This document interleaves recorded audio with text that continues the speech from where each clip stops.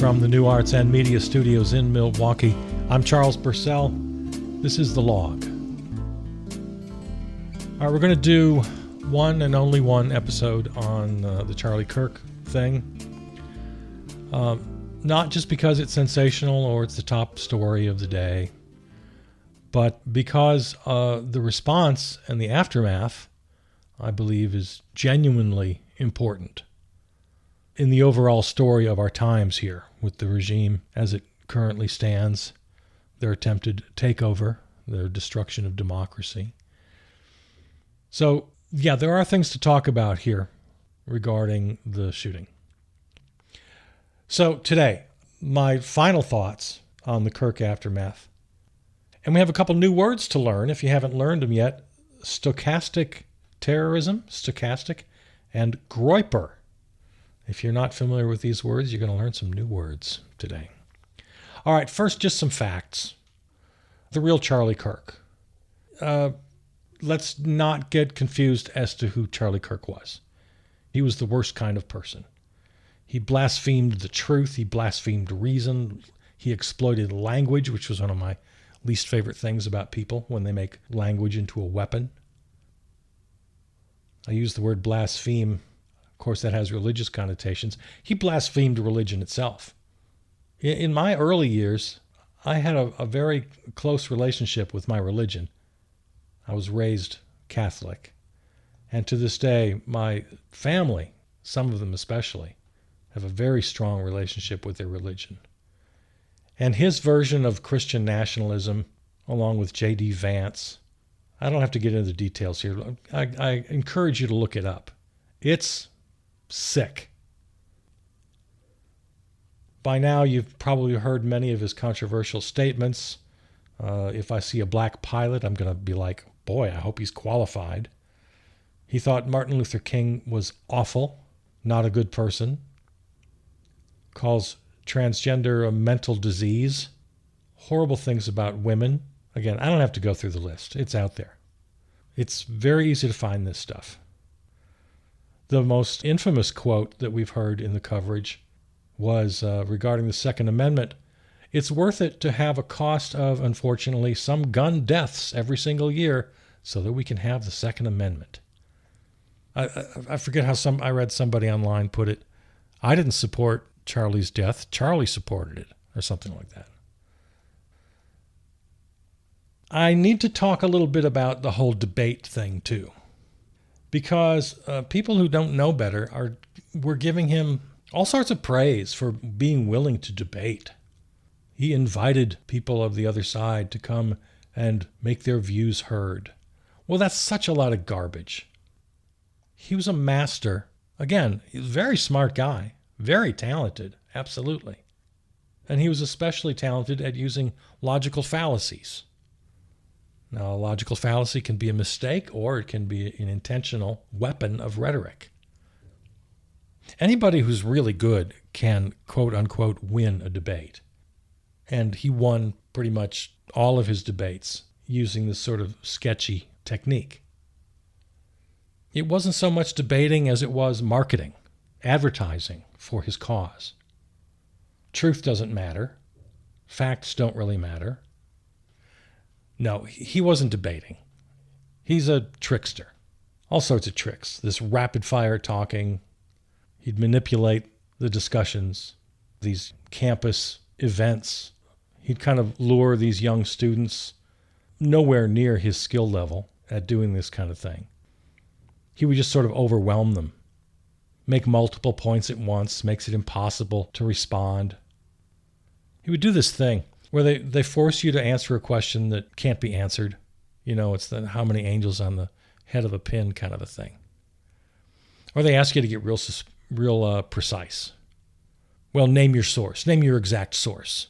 Define this. Define an assault rifle. You know, ask you these impossible questions. He'd shout. He'd interrupt. Yeah, he was absolutely focused on beating his opponents rather than engaging in any genuine discussion or debate. And of course, he was the one videotaping.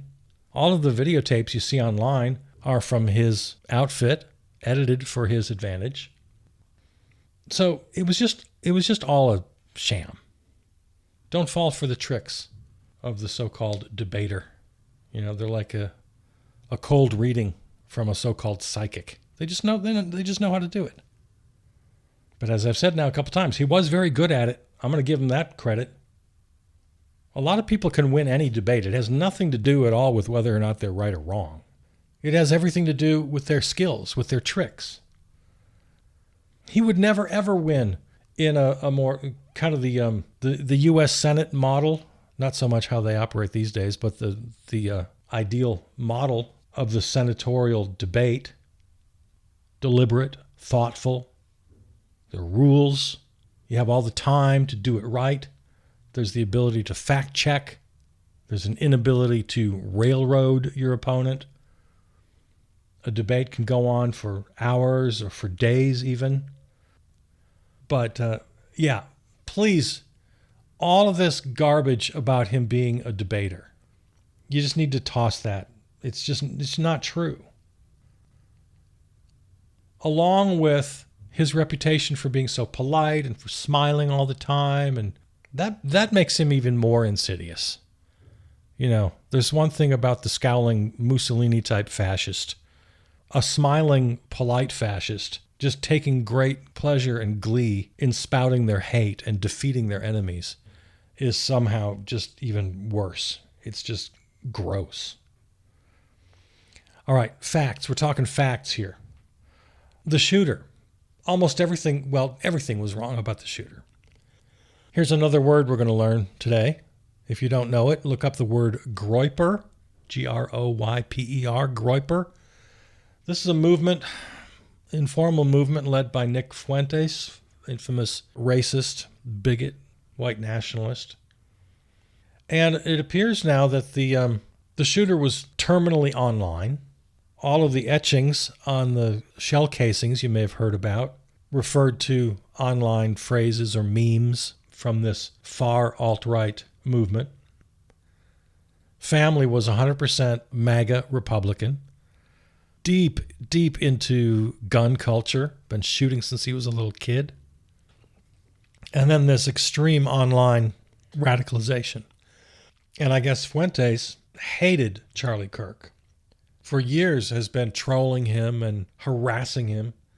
These so-called Groypers would show up at Charlie Kirk events and terrorize him and troll him. And yeah, Kirk wasn't extreme enough for the Fuentes people. So there was that period of about 24 hours or a little longer. We had no idea who the shooter was. And the right wing immediately went into their assumptions and then their condemnation of the so-called far left.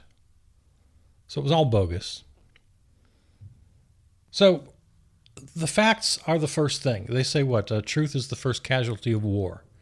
Well, that little slogan applies to any event, especially one like this. Don't let yourself fall into that. Choose your media wisely. We're going to talk about media in more detail in a little bit here. Slow down, think, consider, take your time, go on the evidence. Okay, next, the regime itself.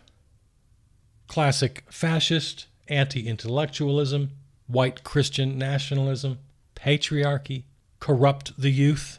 Of course they were going to exploit this to target the resistance, to try to silence dissent, to justify the police state. Because as we all know, the Orange Menace is literally building his own army right in front of us, his own paramilitary. So of course he was going to take advantage of this. His speech was absolutely on the nose. No surprises. Charlie Kirk was a great man and a martyr for truth and freedom. Just over the top. So over the top. But most chilling and frightening of this speech, not just the sanctifying of this charlatan, but then an immediate blaming the so-called radical left, directly responsible for terrorism. And then he takes it to a level that, again, is predictable, but yet still chilling. My administration will find each and every one of those who contributed to this atrocity and to other political violence, including the organizations that fund it and support it, as well as those who go after our judges, law enforcement officials, and everyone else who brings order to our country. So that's just wide open. Anyone and everyone who he considers a political enemy can be labeled as such, and the full weight of the federal government can come down on them. From the attack on my life in Butler, which was not a left-wing, the shooter there was not left-wing by any stretch of the imagination. Talks about the murder of the United Healthcare executive. Again, Mangione, not left-wing. Mentions the shooting of Steve Scalise. That's the one I'll give him. Yeah, that was a left-wing nut job. Okay, you got one. Radical left political violence has hurt too many innocent people and taken too many lives. No. Nope. It hasn't. It's a lie. You've heard me say this many times. There is no radical left in this country. I'm the radical left. That's how I know. I'm constantly yelling at the Democrats. I'm yelling at the so-called left in this country to do something. I'm the radical left. That's how I know they're not the radical left. That's how I know that it doesn't exist in this country except for me and a handful of my online buddies. It's a lie. They know it's a lie. While we're reading quotes here, let me read you Stephen Miller from a couple of weeks ago. August 25th, on an appearance, Sean Hannity, quote, "The Democrat Party does not fight for, care about, or represent American citizens. It is an entity devoted exclusively to the defense of hardened criminals, gangbangers, and illegal alien killers and terrorists. The Democrat Party is not a political party. It is a domestic extremist organization." So this is the side that's telling us that our language, our rhetoric, is too extreme. That is bananas. That's an insane statement by Stephen Miller. Because the truth about political rhetoric and political violence is all one-sided. As I said, there's the one nut job who hit Steve Scalise in 2017. I'm looking at it here. That's when that was. So 8 years ago. Name one more. I'll wait. I've got a list here. Oh, there is one more. The firebombing of the New Mexico Republican Party headquarters in March 2025. A left-wing nut. We got two. They didn't kill anybody. Of course, that's no excuse. I'm not diminishing or dismissing. Okay, I'll give you two. New Mexico Republican Party headquarters and Steve Scalise. Attempted. You want the list of incidents from right-wing political violence in the U.S. in recent years? It's too long to read. Tucson, the Wisconsin Sikh temple shooting, the Charleston church shooting, the Charlottesville car ramming attack. Remember that at the Unite the Right rally? The Pittsburgh synagogue shooting, 11 killed. El Paso Walmart shooting, 22 killed. Another killed in a San Diego suburb synagogue. The Paul Pelosi hammer attack, which they joked about. Allen, Texas, outlet mall shooting, 8 killed, 7 wounded. Jacksonville Dollar General shooting, 3 killed. All of these right-wing extremists, all of them. I could go on. The 2018 pipe bomb mailed to prominent Democrats. The 2020 Gretchen Whitmer kidnapping plot. The January 6th Capitol insurrection. 1,400 insurrectionists guilty of violent attack. Police officers injured, killed. The Orange Menace pardoned all 1,400. Governor Josh Shapiro and his family, an attempted assassination by arson. State Representative Melissa Hortman and her husband in Minnesota, killed at their doorstep. And now the assassination of conservative activist Charlie Kirk. All of them right-wing. All of them. So no, don't give me this both sides garbage, and please don't fall for it. Please. So within minutes of the death of Charlie Kirk, Right-wingers all across the nation, many in very high places, including and up to the President of the United States, were filling our feeds with violent, horrible, incendiary rhetoric designed to inflame violence, including Representative Derek Van Orden of Wisconsin, up there in the 3rd District. I've got friends up there. Please, for the love of God, get this guy out of office. I'm not sure these people understand what they have done. We are done letting the brown shirts terrorize us. The gloves are off. He wrote, "Yesterday is the reason I will be at war for the next 20 years. I will not allow these leftist scumbags to take my country." Wow. That's a member of the U.S. House of Representatives, fanning the flames for violence. And he was far from alone. The guys over at Midas Touch put together a compilation of tweets.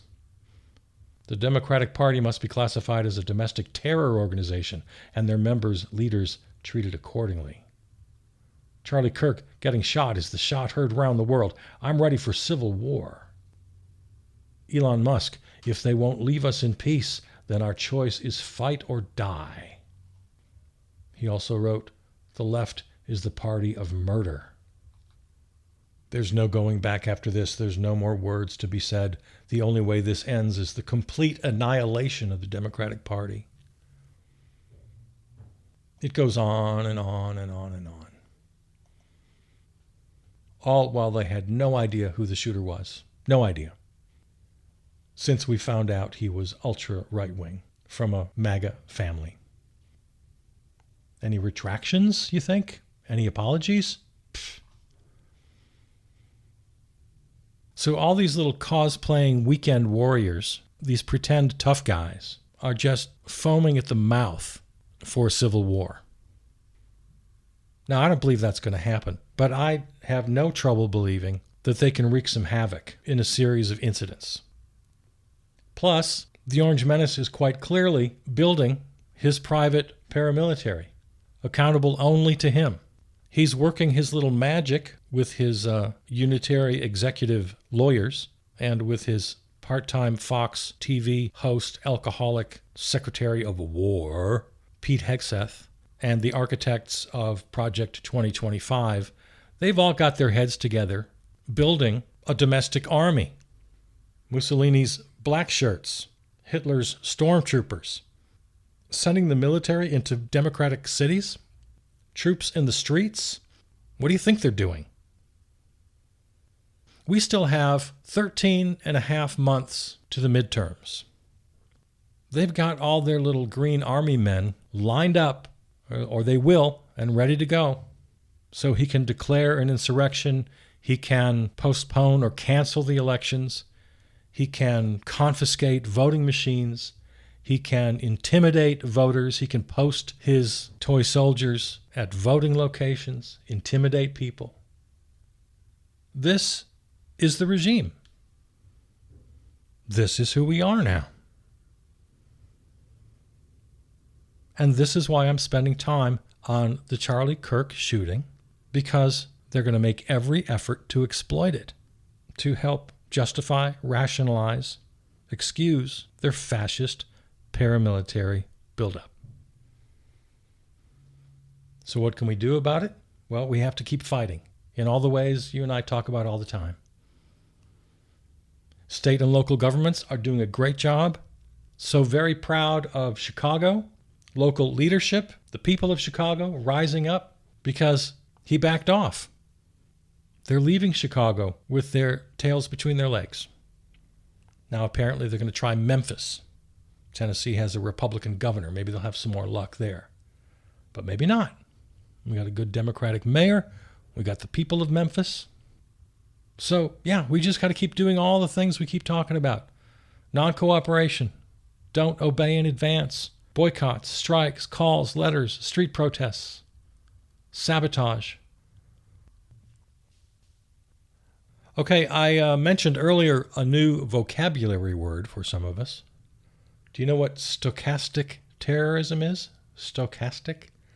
It's the use of media or rhetoric to indirectly inspire acts of violence by unpredictable individuals, making attacks probable but not precisely predictable.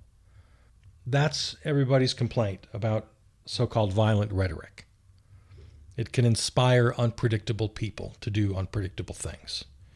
And so we have to watch our speech and tone it down, and as everybody says, bring down the temperature, lest we trigger stochastic terrorism. Now, there are a couple of ways you can look at this. Some political players might take part in this intentionally. Well, you can't pin it on me. I'll use violent rhetoric. I know that's going to make some of my followers, even if it's just one or two crazy ones, do something nuts, and I want that. So they're intentionally using this tactic, hoping to trigger violence and yet still be able to escape any blame. And there are others who, trying just to engage in free speech, might unwittingly or unintentionally trigger equally violent action. Either way, we don't want it. And as I think I mentioned earlier and many have discussed, Charlie Kirk himself sharing some of the responsibility here, he just blatantly demonized people. He and all of MAGA. Go back to the Stephen Miller quote I gave you earlier. But now as a kind of a cliched left-winger filled with second thoughts and doubts all the time, well, am I contributing? And all of us on this side, there's an advantage to being a right-winger. They never seem to question themselves. We lefties are questioning ourselves all the time. So yeah, I wonder, well, am I supposed to not call out genocide? Because calling out genocide might give someone the rationale, the excuse to use force against Bibi Netanyahu? Or, God forbid, some anti-Semitic nut takes that as an excuse to strike with violence against people just because they're Jewish? My God, I don't want to be responsible for that. But does that mean that I can't call out genocide when I see it? I'm not supposed to call out fascism, even when it's clearly right in front of me, for the fear that someone might take a gun in their hands to shoot a fascist? Well, everybody's got to make their own decision here. I've got my little podcast. I've got to make my decision. And the way I look at it, if you don't want to be called a perpetrator of genocide, then don't perpetrate genocide. If you don't want to be called a fascist, then don't be a fascist. See, there's this very fine line between demanding safe speech and suppressing free speech. Now, I have never once ever suggested that Charlie Kirk or anyone else be silenced. I've certainly never suggested that they be met with violence. In fact, I go out of my way to make it clear that violence is never the solution. It's not only morally wrong, it's tactically stupid. It will never work. It only strengthens the other side. It's moronic to be violent, in addition to being the height of immorality. So yes, it's just wrong. It's just wrong, and it's also incredibly stupid. I've made that point on this program many times, and I'll continue to do it. I mean, when you look over the whole landscape here, who's being reckless? Who's lying? Remember that woman in the Biden administration? I don't have it in front of me. I don't remember her name. She had some position in the administration. She was tasked with combating misinformation and disinformation online. It was a perfectly reasonable thing to do, trying to minimize misinformation and disinformation, especially at a time when it was really sort of taking off, and China and Russia especially, and to this day continues, flooding American social media with bots. And it was part of her job to combat that. And the right wing in this country demonized her and forced her out. They won that one. They said she was suppressing free speech. They even went so far as to declare, and I heard many of them say this, that part of free speech is the right to lie. The right to lie is part of free speech. Well, maybe technically in the fine print, but it's not a moral right. It may be a technical constitutional right, I'll grant you that, but in no other way is it right. So if you're looking at right, left, moderate, alt-right, whatever, when it comes to free speech, I ask that we just speak the truth. I don't care what your opinions are. You may have opinions opposite of mine. That's fine. Just don't lie. And when you hear lies, call them out. Don't use language as a weapon. This whole Nazi Goebbels kind of propaganda idea of exploiting language is just heinous. Yeah, you can't really pass laws against it, although in other countries they don't necessarily have the First Amendment exactly the way we have it. There are laws. You can't lie. Some countries have very strong laws about lying in advertising, including political advertising. So I suppose we could look at that. I don't know. I'm for the First Amendment, but this is ridiculous. Don't use language as a weapon. When you hear disinformation and misinformation, correct it on the spot. If you've got family, friends sharing this garbage, don't be silent. Correct them. Don't use violent rhetoric. It's not that hard. I walk that tightrope every time I open up my microphone. It's really not that hard.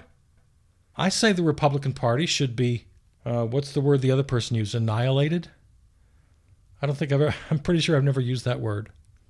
But I have said that the Republican Party, as it currently stands, is not a legitimate political party. It's a dangerous organization. Yeah, that's pretty harsh. I'm always pretty careful to say I'm talking about the ideas, not the people. I don't want to arrest anybody. I don't want to kill anybody. I want to destroy the right-wing MAGA ideology. Yeah, I do. Yeah, this whole movement, people jump on this bandwagon way too easily. Oh, take the temperature down. No. You can be more succinct. You can be more exact. But bullying people into being quiet, being afraid to speak, that is not the direction we need to go. No. That whole Michelle Obama thing, when they go low, we go high, that's been criticized over the years. This is one area where I agree with that. In language, go high. Speak truth. Speak with clarity. Going high to their going low doesn't mean you're watering down your message. No, it just means no violent rhetoric. We're adults. We can handle that. We can do that. You can do that, right? But we do have a fascist regime coming down hard. Are we cooked? Not yet. I mean, I can still speak for now, but for how long? I can't honestly say how long I'll be able to do this. At the pace they're going, there are no guarantees. I can talk to you today. I don't know if I could talk to you tomorrow. And you can speak up. You can mock the Orange Menace. You can resist the regime. You can even sabotage the regime.